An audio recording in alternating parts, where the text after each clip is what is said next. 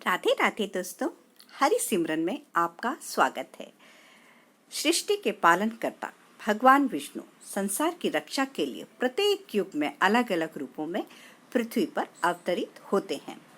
मुख्य रूप से भगवान विष्णु के 10 अवतार बताए गए हैं, जिन्हें दशावतार भी कहा जाता है।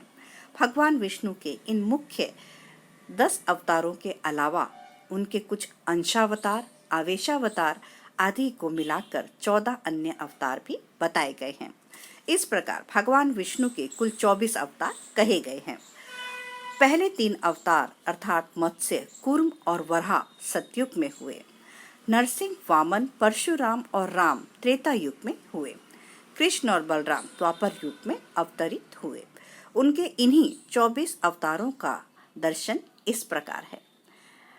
हम उनके कुछ मुख्य जो दशावतार कहे गए हैं उनका वर्णन पहले ही किया जा चुका है। आज संक्षिप्त रूप से उनके इन 24 अवतारों को इस प्रकार कहा जा रहा है।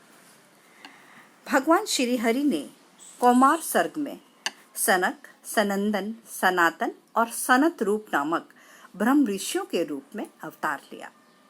पृथ्वी को जब हिरण्याक्ष ने रसातल में छुपाया तो उसकी रक्षा के लिए वराह रूप में दूसरा अवतार लिया।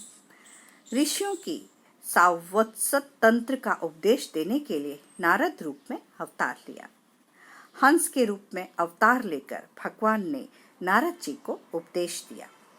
धर्म पत्नी मूर्ति देवी के गर्भ से नर नारायण का अवतरण हुआ।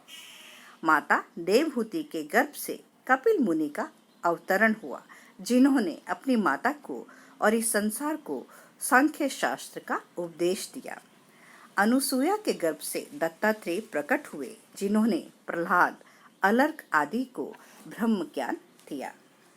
आकुति के गर्भ से यज्ञ नाम से अवतार धारण किया। नाभि राजा की पत्नी मेरु देवी के गर्भ से ऋषभ देव के नाम से अवतरित हुए। राजा पृथु के रूप में पृथ्वी से अनेकों औषधियों, रत्नों तथा अन्नों का दोहन किया। चाक्षुष मनवंतर में संपूर्ण पृथ्वी के जलमग्न हो जाने पर पृथ्वी को नौका बनाकर मनु की रक्षा हेतु मत्स्य अवतार लिया।